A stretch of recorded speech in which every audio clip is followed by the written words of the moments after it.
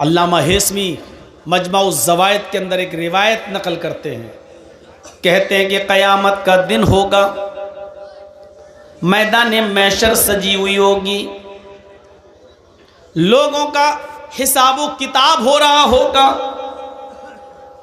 नाम-ए-आमाल लोगों को उनके हाथ में दे दिए जाएंगे, नेक लोगों को उनके राइट हैंड में सीधे हाथ में, और बदकारों को, बुरे का अमल करने वालों को उनके लेफ्ट हैंड में यानी उनके उल्टे हाथ में नाम-ए-आमाल दे दिए जाएंगे। कुछ लोग खड़े होंगे, अभी उनको नाम-ए-आमाल नहीं मिले होंगे, ये तहज्जुद गुजार होंगे, नमाजें इनकी कभी नहीं छूटी होंगी, फजर की नमाज भी इनकी कभी तर्क नहीं हुई होगी, अजान से पहले ये मस्जिद में पहुंचने वाले लोग होंगे, हाजी होंगे, नमाजी होंगे, मौलवी होंगे, अभी इनको इनके हाथ में नाम-ए-आमाल नहीं मिला होगा, लेकिन इनको उम्मीद होगी हमने तो बड़ी नमाजें पढ़ी हैं, बड़े रोज़े रखे हैं, बड़ी इबादतें की हैं, फरिश्ता जब मुझे मेरे हाथ में नाम-ए-आमाल देगा तो दाहिने हाथ में नाम-ए-आमाल देगा। लेकिन फरिश्ता जब उसके हाथ में नाम-ए-आमाल देने आएगा तो ये अपना दाहिना हाथ बढ़ाएंगे, फरिश्ता आमाल नामा पीछे कर लेगा और कहेगा कि तुम अपना उल्टा हाथ, अपना बायां हाथ बढ़ाओ। वो कहेंगे फरिश्तों से, क्या कह रहे हो, बायां हाथ? हमने तो नमाजें पढ़ी हैं, हमने तो रोजे रखे हैं, हमने तो हज किए हैं, हमने तो तहज्जुद पढ़ी हैं, हमें उल्टे हाथ में नाम-ए-आमाल क्यों दोगे? फरिश्ता कहेगा मैं ये कुछ नहीं जानता, मेरे रब ने तुम्हें उल्टे हाथ में नाम-ए-आमाल देने का हुक्म मुझे दिया है, बढ़ाओ अपना बायां हाथ। ये नमाजी, ये रोज़दार, ये तहज्जुद गुजार, ये हाफिज, ये मौलवी, ये हाजी मजबूर होकर अपना बायां हाथ बढ़ाएगा और उसको उसके उल्टे हाथ में नाम-ए-आमाल दे दिया जाएगा। अब ये बाएं हाथ में नाम-ए-आमाल पढ़ेगा, खोलेगा, देखेगा ये बुराई, ये बुराई, ये बुराई, ये बुराई, ये बुराई, हर वर्क पन्ना उलटता जाएगा, पेज उलटता जाएगा, उसमें बुराइयां ही बुराइयां लिखी होंगी, उसकी एक भी नमाज का जिक्र नहीं, एक भी रोजे का जिक्र नहीं, एक भी हज का जिक्र नहीं, एक भी तहज्जुद का जिक्र नहीं। वो ये देखेगा, अपना नाम-ए-आमाल उठाकर बंद कर देगा, चीखेगा और चिल्लाएगा आईना हसनाती या रब्बल आलमीन, आय अल्लाह इसमें तो मेरे गुनाह ही गुनाह लिखे हैं, हमारे नाम-ए-आमाल में तो बुराइयां ही बुराइयां लिखी हुई हैं, हमने जो नमाजें पढ़ी थी वो कहाँ चली गई, हमने जो रोजे रखे थे वो कहाँ चले गए, हमने जो हज किया था वो कहाँ चला गया, हमने जो तहज्जुद पढ़ी थी वो कहाँ चला गया, हमने जो सदका और खैरात किया था मस्जिदों में और मदरसों में, जो हमने चंदा दिया था, ये नेकियां कहाँ चली गई। आईना हसनाती या रब्बल आलमीन, आय अल्लाह मेरी नेकियों का क्या हुआ, मेरी नेकियां कहाँ चली गई। आवाज आएगी गैब से, ओ मेरे बंदे तेरी गीबत ने, तेरी चोली ने, तेरे हसद ने, तेरे कीने ने, एक मुसलमान के खिलाफ तेरे दिल में जो नफरत थी, इस नफरत ने, इस हसद ने, इस गीबत ने, चुगली ने तेरी नेकियों को बर्बाद कर दिया, तेरी नेकियों को खत्म कर दिया। अब तेरे नाम-ए-आमाल में नेकियां नाम की कोई चीज नहीं रही। तू अपने मुसलमान भाई से जला करता था, हसद किया करता था, उसको परेशान किया करता था, उसके खिलाफ षड्यंत्र रचा करता था, पीठ के पीछे उसकी गीबत किया करता था। तेरी गीबत ने, चुगली ने, हसद ने, कीने ने, बुग़्ज़ ने, इनाद ने तेरी दुश्मनी को खत्म, तेरी नेकियों को खत्म कर दिया है। अब हमारे पास तेरे नाम-ए-आमाल में सिवाय गुनाहों के और कोई चीज नहीं। ये गीबत, ये चुगली, ये हसद, ये कीना, ये बुग़्ज़, ये इनाद, ये दुश्मनी, एक दूसरे से ये नफरत इतनी बुरी चीज़ है कि ये हमारी नमाज़ों को ख़त्म कर देती है, हमारे रोज़े को बर्बाद कर देती है, हमारी इबादतों को चौपट कर देती है। हम नमाज पढ़ रहे हैं लेकिन बाहर निकल के आए अपने भाई की ग़ीबत करते हैं, ये नमाज हमारी ख़त्म कर दी जाती है, सवाब से हमें महरूम कर दिया जाता है। ईमानदारी के साथ बताइए हमारे समाज में ये बुराई चल रही है कि नहीं चल रही है? ये आम हो चुका है या नहीं हो चुका है? कुरान पढ़िए, इन्नमल मुअमिनूना इख्वा फअस्लिहू बैना अखवैकुम। ये दो चीज़ें हो गई। पहले तो अल्लाह ने कहा इन्नमल मुअमिनूना इख्वा, सब मुसलमान मोमिन आपस में भाई हैं। पहले एक रिश्ता जोड़ा, पहले अहमियत बताई। देखो, एक मुसलमान को दूसरे मुसलमान की इज्जत उसी तरह करना चाहिए जिस तरह वो अपने भाई की करता। कोई अगर उसके भाई को गाली दे दे तो उसको बर्दाश्त नहीं होता है, ऐसे ही अगर कोई किसी मुसलमान को सताए तो इसको बर्दाश्त नहीं होना चाहिए, उसको अपने भाई की तरह समझना चाहिए। पहले एक रिश्ता जोड़ा, इन्नमल मुअमिनूना इख्वा, दुनिया के अंदर जहां भी मुसलमान है वो तुम्हारा भाई है। और फिर दूसरी चीज बताई, फअस्लिहू बैना अखवैकुम, जब तुम्हारे दो भाइयों के दरमियान किसी बात को लेकर तनाज़ा हो जाए, झगड़ा हो जाए, इख्तिलाफ हो जाए, किसी बात को लेकर मन मिटाव हो जाए, किसी बात को लेकर उन दोनों के दरमियान जुदाई हो जाए, तो ये गांव वालों की जिम्मेदारी है, ये समाज की जिम्मेदारी है, ये पूरी कौम की जिम्मेदारी है कि उन दो मुसलमान भाइयों के दरमियान उस लड़ाई को ज़्यादा दिनों तक न रहने दें, बल्कि पूरा समाज मिलकर उन दोनों को मिला दे। फ़अस्लिहू बैना अखवैकुम, समाज के लोगों को चाहिए कि उन दोनों की सुलह करा दें, उन दोनों को मिला दें। ये दूसरी चीज़ है।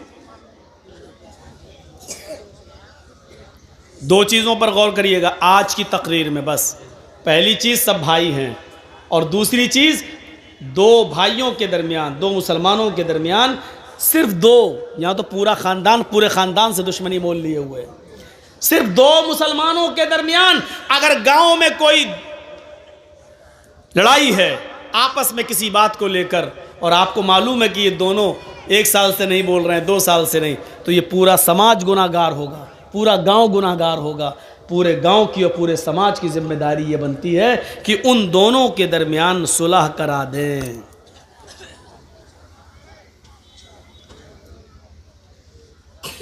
सुलह कराने के लिए एक हुक्म और दिया है। झूठ कितनी बुरी चीज़ है।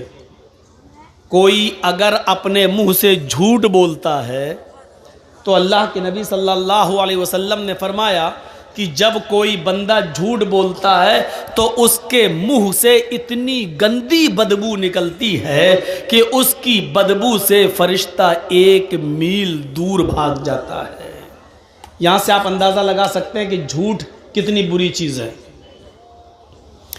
एक हदीस में आता है कि अल्लाह के नबी से किसी सहाबी ने पूछा, अरे अल्लाह के रसूल, क्या मोमिन बुज़दिल हो सकता है? अल्लाह के नबी ने कहा हाँ हो सकता है। दूसरा सवाल किया, अरे अल्लाह के नबी, क्या मोमिन बखील हो सकता है, कंजूस? आपने कहा हाँ हो सकता है, उसने पैसा ज़्यादा कमा लिया हो और अल्लाह की राह में ज़्यादा खर्च ना करे, कंजूस हो सकता है, बखील हो सकता है, मालो दौलत की मोहब्बत उसके दिल में आ सकती है। हो सकता है मोमिन बखील भी हो सकता है, मालो दौलत की मोहब्बत उसको आ सकती है, बुज़दिल भी हो सकता है, बखील भी हो सकता है। फिर पूछने वाले ने पूछा, अरे अल्लाह के रसूल, क्या मोमिन झूठा भी हो सकता है, क्या झूठ भी बोल सकता है? तो अल्लाह के रसूल ने क्लियर कर दिया, फरमाया वल्लाहि अल मोमिन ला यकज़िब, अल्लाह की कसम झूठ बोलता हो वो मोमिन हो ही नहीं सकता। मोमिन और झूठ, मुसलमान और झूठ, ये 2 अलग अलग चीजें हैं। मुसलमान और झूठ नहीं, मुसलमान में बुज़दिली आ सकती है, मैदान जंग में लड़ रहा है, काफिरों से लड़ रहा है, देखा ये बहुत ज़्यादा भारी पड़ रहे हैं, नहीं हमें मार डालेंगे, पीठ फेरी, चुपचाप से भाग गए मैदान छोड़कर। हालांकि ये भी गुनाह है, नहीं भागना है मैदान जंग में, जंग में से, चाहे मौत ही आ जाए, लेकिन पीठ दिखा के नहीं भागना, ये भी गुनाह है। लेकिन अल्लाह के रसूल ने कहा इसकी वजह से आपको ईमान से निकाला नहीं जाएगा। गुनाह है लेकिन मोमिन रहोगे, उसका गुनाह तुम्हें पड़ेगा। मालो दौलत की मोहब्बत है, साहब आपने 1000 कमाया, दे दो ना 100 रुपये मदरसे को, नहीं नहीं साहब 50 ले लो, नहीं नहीं, बखीली आ सकती है। मालो दौलत की मोहब्बत आपको घर कर सकती है, लेकिन इसकी वजह से आपको ईमान से खारिज नहीं किया जा सकता है। आप मोमिन रहेंगे। लेकिन फिर पूछा क्या मोमिन झूठा भी हो सकता है? तो अल्लाह के रसूल चौंक गए और यक बैक बोले, बैक वक्त नहीं, मोमिन के अंदर झूठ की सिफत पैदा नहीं हो सकती। जो झूठ बोले वो मोमिन नहीं। लेकिन यहां अल्लाह के नबी क्या कह रहे हैं? अगर 2 मुसलमान आपस में लड़ जाएं और उन दोनों में 3 दिन से ज्यादा नफरत भर जाए, 3 दिन से ज्यादा वो गुफ्तगू नहीं कर रहे हो, तो समाज मोहल्ले के लोगों को चाहिए कि उनमें सुलह कराई जाए। अगर सुलह कराने में मेहनत कर रहे हैं और सुलह नहीं हो रही है, ये लोग आपस में एक नहीं हो रहे हैं, 1000 कोशिशें करने के बावजूद भी 2 मुसलमान भाई आपस में एक नहीं हो रहे हैं, लेकिन आपको मालूम है कि झूठ अगर बोला जाए तो ये एक हो जाएंगे। अल्लाह के नबी यहां झूठ बोलने की इजाजत दे रहे हैं। क्या कह रहे हैं? लैसल कद्दाब अल्लज़ी युस्लिहु बैनन नास। उन 2 मुसलमानों के दरमियान अगर सुलह कराने के लिए, उनको एक करने के लिए अगर तुम्हें झूठ का सहारा लेना पड़े तो बोल दो तुम झूठ बोलकर उनको एक कर दो, तुम्हें गुनाहगार नहीं लिखा जाएगा, तुम्हें ईमान से खारिज करार नहीं दिया जाएगा। यानी 2 मुसलमानों को एक करने के लिए झूठ बोलने की इजाजत दे दी गई।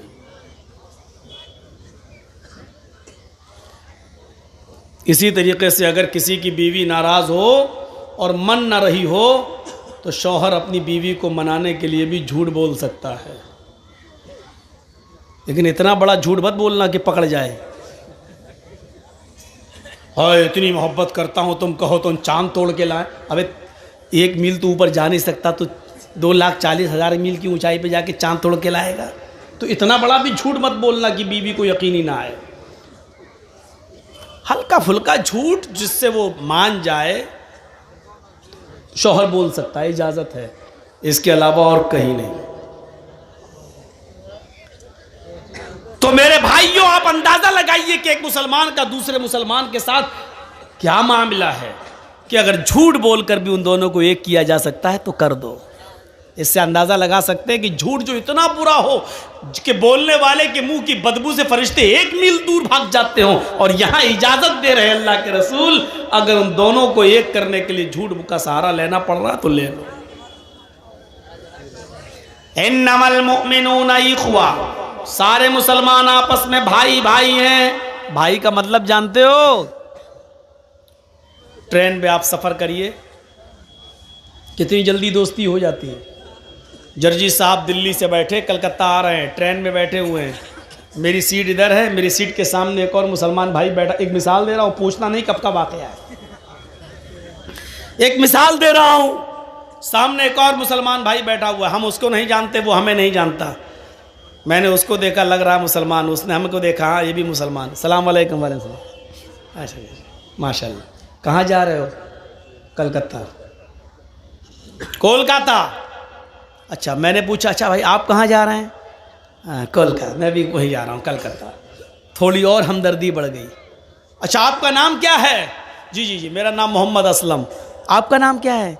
मेरा नाम मोहम्मद जर्जीस। माशाल्लाह। और थोड़ी कुर्बत बढ़ गई। धीरे धीरे धीरे धीरे उसी ट्रेन में, अभी 24 घंटे का सफ़र है, तो 4 घंटे में ही इतनी मोहब्बत बढ़ गई कि आप चाय खरीद रहे हैं तो एक नहीं 2, एक मुझे पिला रहे हैं, एक आप। मैं कोई चीज़ खरीद रहा हूं तो आपको दे रहा हूं, एक आप एक मैं। थोड़ी और कुर्बत बढ़ी। अच्छा कहाँ जाओगे? कोलकाता में मडिया बुरुज। आप कहाँ जाएंगे? अरे साहब मैं भी वहीं जा रहा हूं, लीजिए। और कुर्बत बढ़ गई।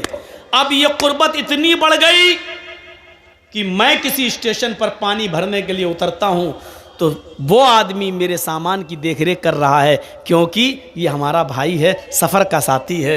वो किसी स्टेशन पे उतरता है तो हम उसका सामान देख रहे हैं। आप इतना भरोसा हो गया, जब मैं उतरता हूं तो उससे कहता हूं मेरा सामान देखना, जब वो उतरता है तो मुझसे कह देता भाई साहब मैं उतर रहा हूं मेरा सामान देखना। अब उसकी न सिर्फ जान बल्कि उसके माल की हिफाजत की जिम्मेदारी भी एक दूसरे के ऊपर आयद हो जाती है।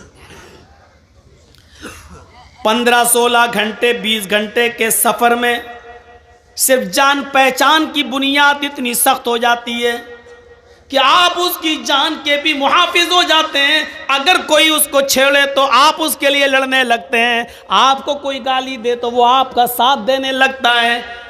जब आप स्टेशन पे उतरते हैं तो आपके सामान की हिफाजत मैं करता हूं, मैं उतरता हूं तो आप मेरे सामान की हिफाजत करते हैं। 15-16-20 घंटे के सफर में जब तुम दोनों एक दूसरे की जान और एक दूसरे के माल के मुहाफिज बन गए, अल्लाह के नबी कहते हैं ये दुनिया भी एक सफर है, हम सब इस दुनिया में एक मुसाफिर की हैसियत से आए हुए हैं, इस दुनिया में हम सब सफर कर रहे हैं। ओ लोगों, चंद घंटों की मुलाकात में जब तुम एक दूसरे की जान के और माल के मुहाफिज रक्षक हो गए हो तो जिंदगी के सफर में भी एक इंसान का, एक मुसलमान का की जान और एक मुसलमान का माल दूसरे मुसलमान के ऊपर हराम है।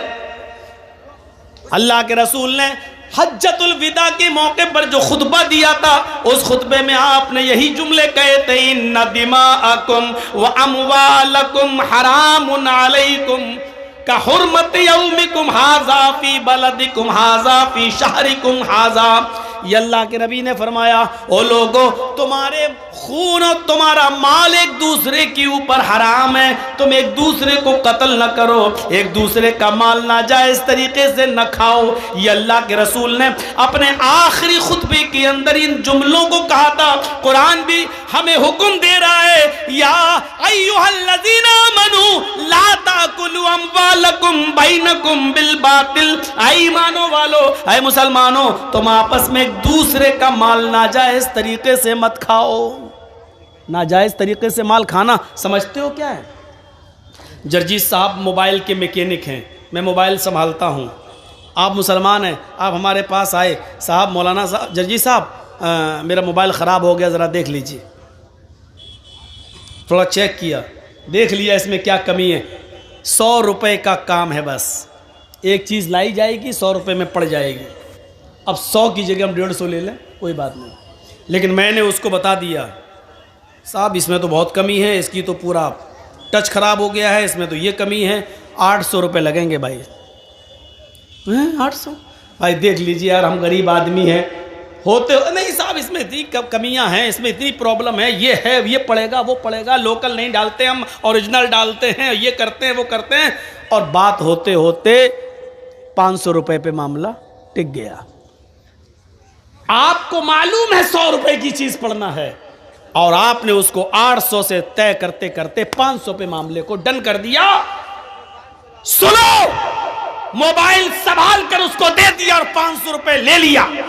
ये 500 रुपए लेके जब आप अपने घर जाते हो, गोश्त खरीदते हो, खाना बनाते हो, या इससे कोई कपड़ा खरीदते हो, पहनते हो, अल्लाह की कसम आपने नाजायज तरीके से उससे जो माल कमाया है, इस माल को खाकर अगर आप नमाज पढ़ेंगे तो आपकी नमाज कबूल नहीं होगी। अगर इस 500 रुपए से आपने कोई कुर्ता खरीदा और कपड़ा पहनकर नमाज पढ़ रहे हो तो आपकी नमाज आपके मुंह पे मार दी जाएगी, कबूल नहीं होगी, क्योंकि आपने नाजायज तरीके से माल कमाया है। 100 रुपए की जगह पर आपने 500 लिया है और कसम खा के कहा अल्लाह की कसम 50 रुपए बच रहे हैं साहब। कुरान यही हमें हुक्म दे रहा है। क्या करोगे वेदों के मंत्र सुनकर? अपने मुआशरे के अंदर, समाज के अंदर अपनी जिंदगी को पहले पाक साफ करो।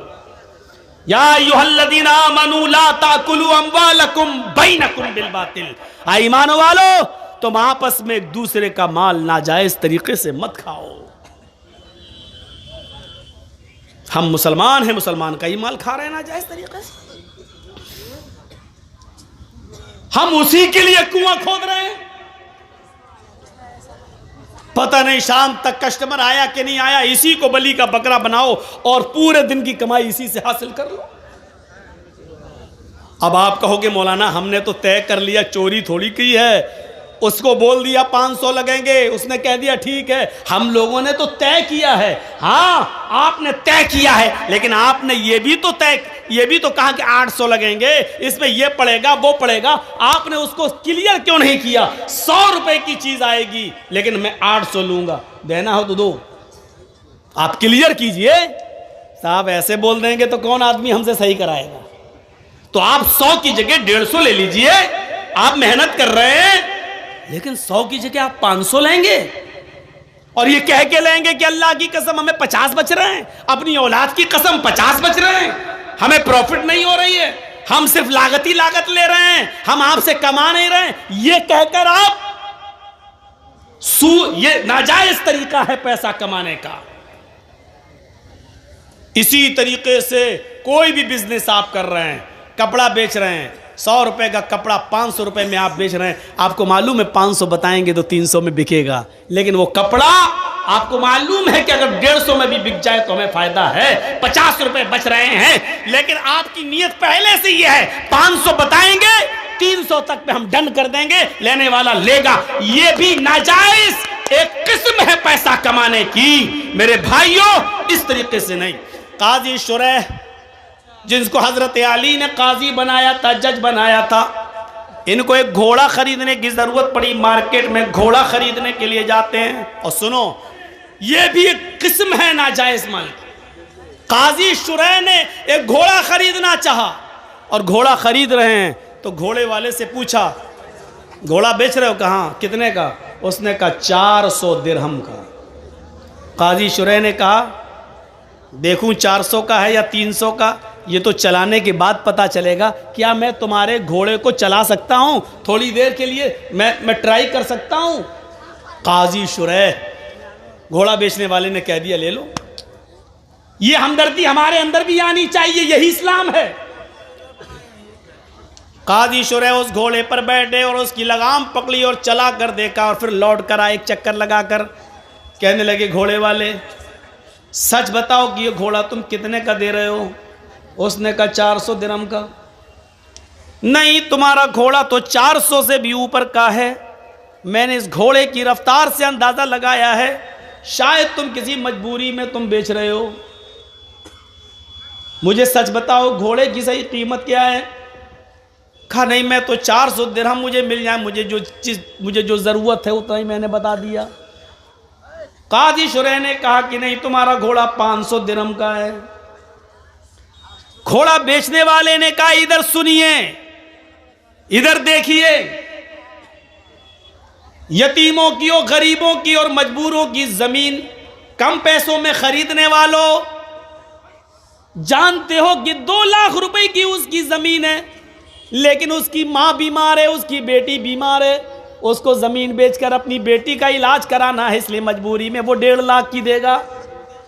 और हम इंतजार कर रहे हैं कि वो अपनी बेटी का या अपनी बीवी का इलाज या अपने बच्चे का इलाज कराएगा तो 2 लाख की जमीन 1.5 में भी बेचेगा और हम 1.5 में खरीद लेंगे, जबकि हमें मालूम है कि उसकी जमीन 2 लाख की है, कीमत उसकी सही है, लेकिन मजबूरी में वो 1.5 लाख के बेच रहा है और हम 1.5 लाख की उसकी जमीन ले रहे हैं। ये भी पैसे की एक हराम किस्म है जो तुम चाहे उसने अपनी मर्जी से क्यों न दी हो, लेकिन तुम्हें मालूम है कि उसने मजबूरी से दी है, तो आपकी ये 1.5 लाख रुपए की ली हुई 50,000 का जो चूना लगाया आपने, ये हराम कमाई होगी और इसने पूरी कीमत को हराम कर दिया है और तुम एक मजबूर की मजबूरी का फायदा उठा रहे हो। ये माफ किए जाने लायक जुर्म नहीं है। सुनो, काजी शुरैह कहते हैं तुम्हारा घोड़ा तो 500 दिरहम का है, तुम 400 क्यों मांग रहे हो? उसने कहा सुनो, 400 दिरहम की मुझे ज़रूरत है, मैंने कीमत 400 मांगी है, अगर आप 500 देना चाहें तो ये आपकी मर्जी, वरना मेरी तरफ से सिर्फ 400 फिक्स है। यही कहेगा बेचने वाला। साहब आपको अच्छा लग रहा है और 500 देना चाहते तो दे दीजिए, लेकिन हमारी तरफ से 400 है। काजी शुरैह कहते हैं मैं एक और चक्कर लगाता हूँ। उन्होंने एक और चक्कर लगा कर देखा और देखकर फिर लौट कर आते हैं और कहते हैं घोड़े वाले, तुम अपनी मजबूरी नहीं बताना चाहते हो, मत बताओ, लेकिन मैंने दोबारा तुम्हारे घोड़े को चला कर देखा तो मैं यकीन के साथ कह सकता हूं तुम्हारा घोड़ा 500 से भी ऊपर का है, ये 600 दिरहम के लायक है। घोड़ा बेचने वाला फिर कहता है, काजी साहब मेरी तरफ से 400 दिरहम है, अगर आप 600 दे दें 500 दे दें तो ये आपकी मर्जी है, लेकिन मेरी तरफ से 400 दिरहम उसकी कीमत है। काजी शुरैह कहते रुको, एक और चक्कर लगाया और आकर कहते हैं कि तुम्हारे घोड़े में कोई कमी नहीं है, ये घोड़े की कीमत तो 700 दिरहम भी तुम बताओ तो मुनासिब है। उसने कहा 400 मेरी तरफ से, ऊपर आप अगर जो दे देंगे वो बखुशी मैं कबूल कर लूँगा। काजी शुरैह एक और चक्कर लगाते हैं और चक्कर लगाने के बाद आते हैं और अपने पॉकेट से 800 दिरहम निकाल कर देते हैं और कहते हैं तुम्हारा घोड़ा 800 के लायक है, ये पकड़िए कीमत। अब तुम किसी मजबूरी में अगर 400 का बेच रहे हो तो ये तुम्हारी मजबूरी हो सकती है, लेकिन मैं तुम्हारी मजबूरी का नाजायज़ फ़ायदा नहीं उठाऊंगा। मैंने जो मुनासिब समझा और तुम्हारे घोड़े की जो कीमत होती है वो मैंने अपने हिसाब से बिल्कुल जायज़ दी है। ये 800 दिरहम के लायक तुम्हारा घोड़ा है। काजी शुरैह ने 800 दे दिए, मांगे 400 दे दिए 800, और साथ में क्या कहा, मैं तुम्हारी मजबूरी का फ़ायदा नहीं उठाता हूं, इसलिए मैंने 800 दे दिए हैं, जिस लायक है तुम्हारा घोड़ा। आए बबुला बोना के लोगों, अहमदाबाद वालों, कटियार के लोगों, कभी तुमने किसी मजबूर की मजबूरी को समझते हुए कभी 2 लाख की ज़मीन को 2.25 लाख भी देने की कोशिश की है? कभी किसी गरीब की 2 लाख की ज़मीन को 2.5 लाख में भी खरीदा है, ये सोचकर कि चलो वो अपनी बेटी का इलाज करा लेगा, चलो उसकी माँ को कैंसर है वो अपनी माँ का इलाज करा लेगा, हमारी ज़मीन पड़ी रहेगी, 2 की जगह 2.5 में हम बेच ले रहे हैं, 2-3 साल में उसकी कीमत बढ़ जाएगी, हम तो फिर कमा लेंगे। क्या कभी हमने किसी मजबूर की मजबूरी का फायदा को देखते हुए उसकी 2 लाख की जमीन को 2.5 लाख में लेने की कोशिश की है? नहीं, 2 की जमीन को 1.5 में तो लेने वाले इस महफिल में भी हजारों मिल जाएंगे, सैकड़ों मिल जाएंगे, बहुत मिल जाएंगे, लेकिन 2 लाख की जमीन को 2.5 लाख में लेने वाला एक भी नहीं मिलेगा। अगर उठवाया जाए तो एक भी नहीं मिलेगा। मेरे भाइयों, इस्लाम ये कहता है किसी की मजबूरी का नाजायज़ फ़ायदा ना उठाओ। ये एक मुसलमान का दूसरे मुसलमान के साथ यह हमदर्दी होनी चाहिए। चोरी, डकैती, ये सारी चीजें हराम माल की किस्म है।